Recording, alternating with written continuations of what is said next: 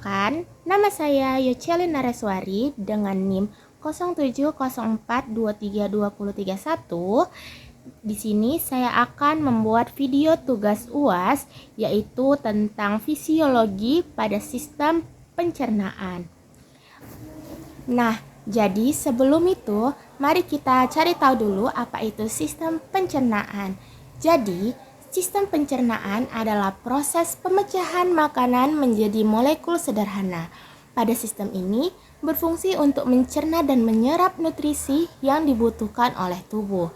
Nah, pencernaan dibagi menjadi dua, yaitu pencernaan mekanik dan kimia. Pencernaan mekanik mengubah makanan dari bentuk kasar menjadi halus dengan bantuan gerakan alat pencernaan seperti gigi, lambung, dan lain-lain. Pada sistem pencernaan kimiawi, yaitu pelarutan makanan oleh enzim-enzim pencernaan yang mengubah makanan bermolekul besar menjadi molekul kecil, kelenjar pencernaan. Nah, pada sistem pencernaan terdapat dua macam, yaitu ada kanal alimentari atau digesti, yaitu terdapat saluran cerna seperti mulut, esofagus, usus kecil, usus besar, anus, dan lainnya. Lalu ada organ aksesoris, yaitu seperti organ pendukung, misalnya tuh gigi, kelenjar safali, hati, pankreas, empedu, dan lainnya. Nah, pada fisiologi sistem pencernaan ini terdapat 5 macam bagian, yaitu ada deglutisi, propulsi, pencernaan yang dimana terbagi menjadi dua, yaitu mekanis dan kimiawi. Selanjutnya ada absorpsi, selanjutnya ada defekasi. Nah, ingesti yaitu pengambilan makanan masuk ke saluran cerna. Yang kedua ada propulsi, yaitu proses menelan dan peristaltis. Selanjutnya ada peristaltis, yaitu gerakan kontraksi dan relaksasi otot pada dinding organ.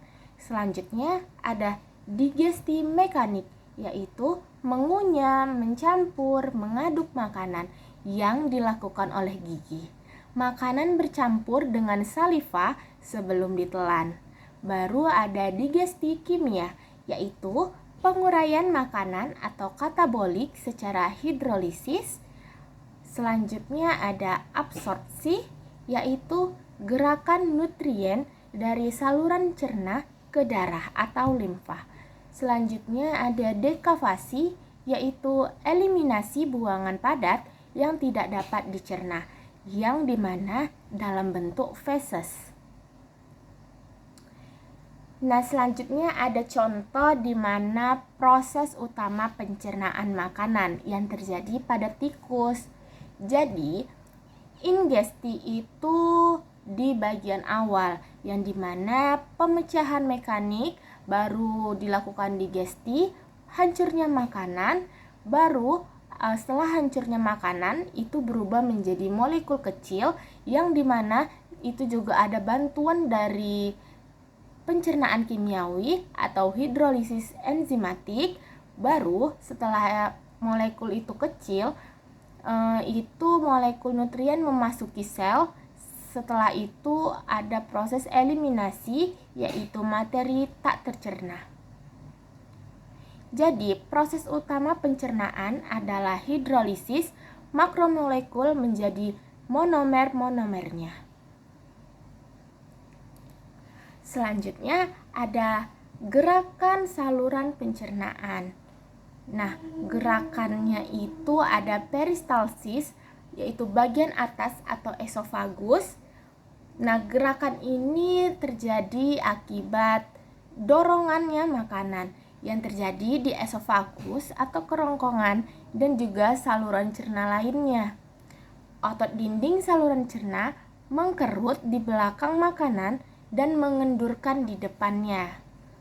Hasilnya yaitu makanan terdorong satu arah dari mulut ke lambung. Selanjutnya ada segmentasi atau bagian bawah sampai usus. Segmentasi yaitu gerakan mengaduk makanan. Ini terjadi di usus halus. Otot usus berkontraksi secara bergantian di beberapa titik. Makanan tidak didorong jauh, tapi diaduk bolak-balik. Nah, adapun perbedaan dari peristalsis dan segmentasis, yaitu yang peristalsis ini mendorong makanan, sedangkan segmentasi yaitu mengaduknya. Baru pada peristalsis itu gerakannya searah, sedangkan segmentasi yaitu gerakannya bolak-balik. Baru yang peristalsis ini terjadi di esofagus, pada segmentasi terjadi di usus. Setelah itu pada peristalsis yaitu fokus transport, sedangkan segmentasi yaitu fokus pencernaan dan absorpsi. Adapun organ sistem pencernaan, yang pertama itu ada saluran pencernaan terdiri dari mulut, faring, esofagus, lambung, usus kecil yang terdapat duodenum, jejunum, dan ileum. Baru ada usus besar, ada cecum, kolon, rektum. Setelah itu ada anus. Nah, pada organ pembantunya atau organ aksesoris itu terdapat gigi, lidah, kelenjar ludah, hati, kantuk empedu, dan pankreas. Nah, adapun organ dan fungsi saluran pencernaan. Jadi, yang pertama itu terdapat rongga oral, yaitu di dalam mulut kita sendiri. Terdiri dari dua bagian, yaitu rongga luar dan rongga utama. Rongga utama ditutupi oleh jaringan epitel yang tersusun oleh sel epitel berlapis, yang diantaranya sel-sel banyak mengandung pembuluh darah dan syaraf sensoris. Nah, pada organ-organ pada rongga oral itu terdapat bibir, pipi, kelenjar air ludah atau saliva, gigi. Nah, kita akan bahas satu persatu. Yang pertama, kita akan membahas di bibir. Bibir tersusun dari otot rangka dan jaringan ikat, terdiri dari permukaan luar, area transisional, dan permukaan dalam bibir yang berfungsi menerima makanan dan produksi wicara. Selanjutnya ada bagian pipi, itu mengandung otot bustikator mastikasi. Lapisan epitelnya secara konstan berganti dengan sel yang baru yang membelah dengan cepat. Selanjutnya ada lidah. Lidah ini dilekatkan oleh frenulum ligua yang terdiri dari otot ekstrinsik, otot intrinsik, papila, dan konsil ligua yang berfungsi sebagai menggerakkan makanan, pengecapan, dan produksi wicara.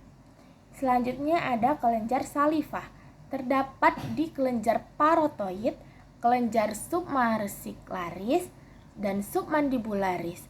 Kelenjar subligua komposisinya terdiri dari sekresi serosa dan mukosa. Nah, apa sih itu fungsi kelenjar saliva? Jadi, fungsi kelenjar saliva itu melarutkan makanan secara kimia, melembabkannya, dan melumasi makanan, mengurai tepung menjadi polisakarida dan maltosa, zat pembuangan, dan zat antibakteri atau antibodi. Selanjutnya pada gigi, yang terdiri dari gigi primer yang berjumlah 20 gigi dan sekunder 32 gigi. Komponennya terdiri dari mahkota gigi leher, membran, periodontal, rongga pulpa, dentin yang berfungsi membantu proses mastikasi atau pengunyahan sampai makanan berbentuk bolus yang dapat ditelan. Proses menelan ini terjadi dengan 3 macam, yaitu fase volunter, lidah menekan palatum dan mendorong bolus ke overfaring. Selanjutnya yang kedua ada fase faring, lidah menekan palatum keras, otot palatum lunak, laring, terevelasi, dan glotis menutup. Gelombang peristaltis kontraksi.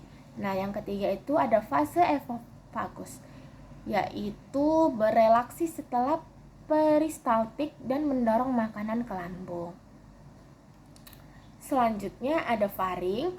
Faring merupakan organ yang menghubungkan rongga mulut dengan kerongkongan. Mempunyai 3 lubang yang menjadi jalan bagi makanan dan nafas. Lubang antara faring dan hidung yaitu nasofaring. Lubang antara faring dan laring yaitu laringofaring. Dan lubang antar faring dan esofagus adalah orofaring, yang berfungsi utama dalam proses menelan atau deglutisi. Selanjutnya ada esofagus, yang merupakan saluran berupa tabung panjang yang menghubungkan faring dengan laring. Panjangnya kurang lebih 25 cm, berdiameter 2,5 cm, yang berfungsi untuk menggerakkan makanan dan faring ke arah lambung melalui gerakan peristalsis. Mukosa esofagus dapat menghasilkan mukus atau lendir untuk melumasi dan melindungi esofagus. Nah, mukosa esofagus tidak menghasilkan atau memproduksi enzim cerna.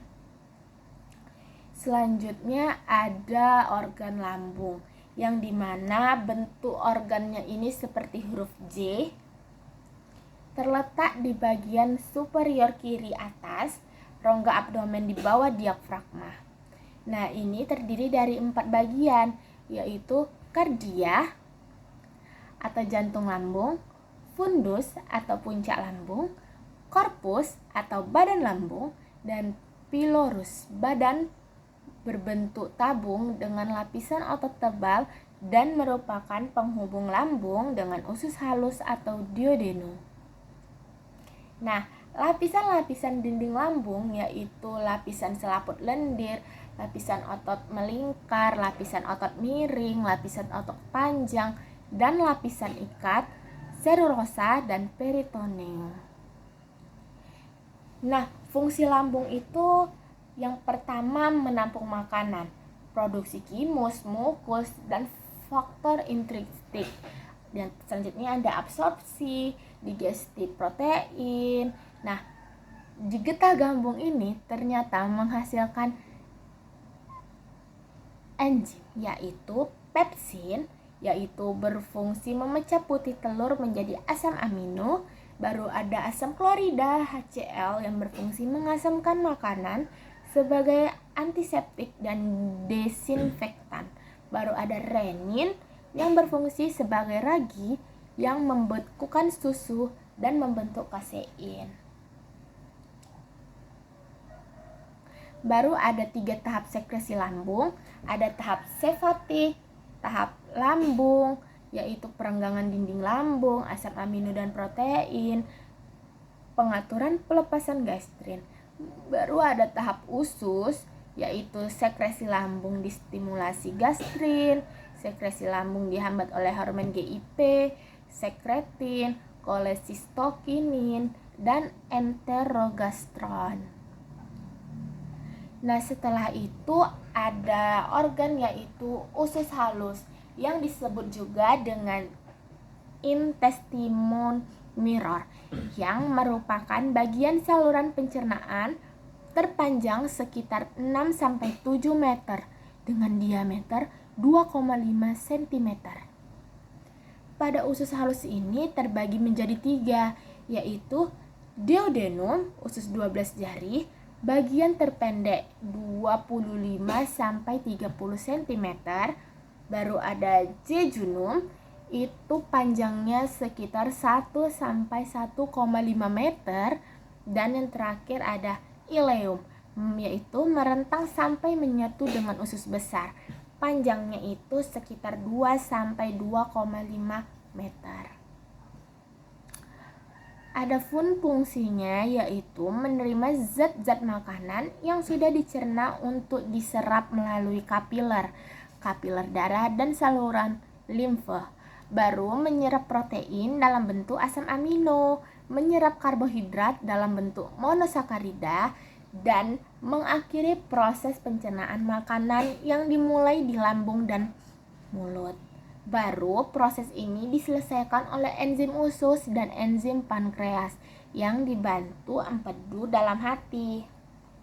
Adapun keunikan dari usus halus ini, dia itu mempunyai daya serap yang sangat tinggi sampai 600 kali. Baru terdiri menjadi 3 lapisan, yaitu plicae circularis, yaitu lipatan epitel berbaris sirkular pada mukosa atau permukaan dalam dinding. Selanjutnya ada villi. Villi itu yaitu tonjolan atau jonjot usus. Baru yang ketiga itu ada mikrovilli, yaitu lipatan yang menonjol kecil pada tepi yang berhadapan dengan sel epitel. Dan mempunyai kelenjar hormon dari enzim. Usus halus yaitu saluran panjang tempat pencernaan kimiawi dan absorpsi nutrisi. Jadi, kelenjar-kelenjar yang terdapat di jejunum dan ileum itu menghasilkan getah usus halus yang mengandung beberapa enzim, yaitu maltase, sukrase, laktase, dan poliseptida. Jadi maltase ini itu berfungsi untuk mencerna maltosa menjadi 2 molekul glukosa. Setelah itu ada sukrase, yaitu mencerna sukrosa menjadi glukosa dan fruktosa. Baru ada laktase, berfungsi mencerna laktosa menjadi glukosa dan galaktosa. Baru ada polipeptidase yang berfungsi mencerna polipeptida menjadi asam amino. Selanjutnya ada pankreas. Jadi, pankreas ini itu sebagai organ aksesoris. Jadi, kelenjar besar di balik kulvatur besar lambung. Jadi, sel endokrinnya ini menghasilkan insulin dan glukagon. Komposisi cairan pankreas itu yang pertama ada enzim protase, lipase pankreas, amilase pankreas, dan ribonukleas dan deoksiribonuklease. Selanjutnya ada hati, yang dimana hati ini adalah organ visceral terbesar yang terletak di bawah kerangka iga. Beratnya sekitar 1,5 kg, berwarna merah tua, terbagi menjadi lobus kanan dan lobus kiri. Jadi fungsi hati ini tuh cukup banyak ya teman-teman sekalian. Yang pertama itu ada sekresi yang dibantu oleh empedu. Baru ada metabolisme seperti protein, KH, dan lemak tercerna. Selanjutnya untuk penyimpanan. Penyimpanan apa? Penyimpanan mineral, zat besi, tembaga, vitamin yang larut dalam lemak. Baru bisa juga sebagai detoksifikasi, yaitu inaktivasi hormon dan detoksifikasi racun, menyimpan panas dan menyimpan darah. Untuk reservoir untuk 30% curah jantung bersama dengan limfe mengatur volume darah. Baru selanjutnya itu ada empedu yang dimana diproduksi oleh sel hati. Jadi kanaliku empedu, baru ke ductus hepatis kanan dan kiri, baru ductus hepatic communis, ductus cysticus, ductus empedu communis, dan ductus pankreas menghasilkan kantung empedu. Jadi berfungsi sebagai emulsifikasi lemak, absorpsi lemak, pengeluaran kolesterol tubuh. Nah, komposisinya itu seperti yang digambar. Ada pigmen empedu, biliverdin, yaitu yang berwarna hijau, dan bilirubin yang berwarna kuning. Nah, garam empedu, yaitu asam empedu yang berikatan dengan kolesterol dan asam amino. Selanjutnya ada fungsi utama kantung empedu, yaitu penyimpanan empedu yang diproduksi oleh hati. Jadi setiap 1 hari itu menyimpan 1 liter. Terus ada modifikasi empedu dikeluarkan melalui sphincter pankreatik hipotik apabila kimus telah sampai duodenum. Terus adanya hormon CCK. Nah, relaks dan kantong empedu berkontraksi dengan empedu yang dikeluarkan. Selanjutnya ada usus besar. Usus besar ini disebut juga dengan intestinum mayor, yang merupakan suatu tabung dengan panjang 1,5 meter dan diameter 5-6 cm. Usus besar ini tidak memiliki villi, lipatan epitel sirkular maupun mikrofili. Daya renggang usus besar lebih kuat dibandingkan dengan usus halus. Pemisah usus besar dan usus halus adalah katup ileosekal. Nah, katup tersebut itu membuka dan menutupnya tergantung pada ada atau tidaknya gelombang peristaltis makanan. Selanjutnya, apa sih itu fungsi usus besar? Jadi, usus besar ini menyerap 80-90% air dan elektrolit dari kimus. Tahu makanan yang sudah diolah dari usus halus yang mengubah kimus menjadi cairan dan massa semi padat, baru memproduksi mukus saja, tidak menghasilkan getah, hormon ataupun enzim usus. Baru mengandung bakteri normal di dalam lumen ususnya yang dapat mencerna bakteri dan menghasilkan vitamin K, riboflavin dan tiamin. Baru dia juga memproduksi gas untuk mengeluarkan zat sisa dalam bentuk feses melalui anus. Jadi kalau kita lihat di gambar usus besar itu terdapat sekum atau kantong tertutup yang menggantung di bawah area katup ileosekal.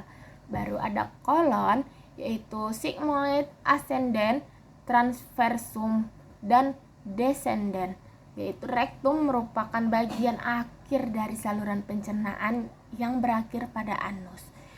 Jadi anus itu mempunyai 2 pintu untuk membantu mengeluarkan feses. Yang pertama itu ada pintu 1, sphincter ani interna, yaitu pintu bagian dalam yang disusun oleh otot polos. Baru ada pintu kedua, yaitu sphincter ani externa, yaitu pintu bagian luar yang disusun oleh otot polos voluntar. Nah, jadi anus itu merupakan lubang pada ujung saluran pencernaan yang menghubungkan rektum dengan dunia luar, yaitu dunia udara. Jadi, anus ini terletak di dasar pelvis. Di anus terjadi proses perjalanan terakhir feses yang telah dibentuk di kolon. Proses pengeluaran feses melalui anus disebut dengan defekasi. Jadi seperti gambar yang di sini itu ada rektum, yang dimana rektum itu tempat penyimpanan feses sementara sebelum dikeluarkannya di anus. Jadi sebelum feses itu keluar, otot sphincter dan vena itu akan terbuka. Jadi keluarlah feses tadi melalui lubang anus. Nah, defekasi atau pembuangan air besar itu didahului oleh transfer feses ke dalam rektum yang mengakibatkan ketegangan dinding rektum yang mengakibatkan rangsangan untuk refleks dekasi, sedangkan usus lainnya berkontraksi. Nah, tekanan ditimbulkan oleh otot-otot abdomen. Jadi, sekian penjelasan saya tentang fisiologi pada sistem pencernaan. Hai teman-teman semuanya, sekarang kita akan membahas tentang proses pencernaan dalam tubuh manusia. Setelah makanan masuk melalui mulut, selanjutnya akan masuk ke kerongkongan, yaitu saluran berbentuk tabung sepanjang 20 cm yang menghubungkan rongga mulut dengan lambung. Dengan gerak peristaltik, gerakan meremas yang dilakukan oleh kerongkongan mendorong makanan masuk ke dalam lambung. Nah, makanan akan ke lambung. Selanjutnya, di dalam lambung organ pencernaan yang paling elastis, di mana berbentuk seperti kantong. Nah, di dalam lambung ini terjadi dua macam pencernaan. Yang pertama ada mekanis dan kimiawi. Pencernaan mekanis dilakukan oleh dinding otot lambung yang meremas dan mengaduk makanan. Pencernaan kimiawi dilakukan oleh getah lambung. Nah, di dalam lambung mengandung 3 enzim, yaitu pepsin, renin, dan asam klorida.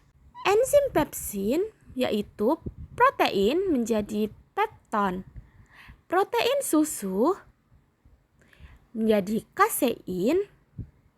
Nah, pada asam klorida atau HCl mengasamkan makanan dan membunuh kuman. Habis ini makanan kita pergi ke toilet ya? Hihihi. Oh, tidak. Selanjutnya, makanan akan ke usus halus, yang dimana usus halus ini termasuk usus terpanjang. Panjangnya sekitar 6-7 meter loh. Nah, terdapat cairan khusus untuk menyempurnakan pencernaan makanan. 3 bagian usus halus yaitu usus 12 jari, usus kosong, dan usus penyerapan. Fungsinya yang pertama usus 12 jari atau duodenum. Panjang usus ini sekitar 25 cm dan untuk mencerna makanan dengan bantuan getah pankreas dan getah empedu. Nah, selanjutnya ada pankreas. Enzim apa aja sih yang ada di pankreas? Enzim amilase yang dimana berfungsi mengubah zat tepung amilo menjadi zat gula glukosa. Selanjutnya ada enzim tripsin yang mengubah pepton menjadi asam amino. Selanjutnya ada enzim lipase yang mengubah lemak menjadi asam lemak dan gliserol. Pada getah empedu yaitu berfungsi untuk menghancurkan lemak. Selanjutnya ada usus kosong atau jejunum yang dimana memiliki panjang sekitar 2,5 meter untuk mencerna lebih lanjut makanan yang telah dicerna oleh usus besar. Selanjutnya ada usus penyerapan yang dimana tempat penyerapan sari-sari makanan. Pada usus ini, makanan terus diserap oleh tubuh.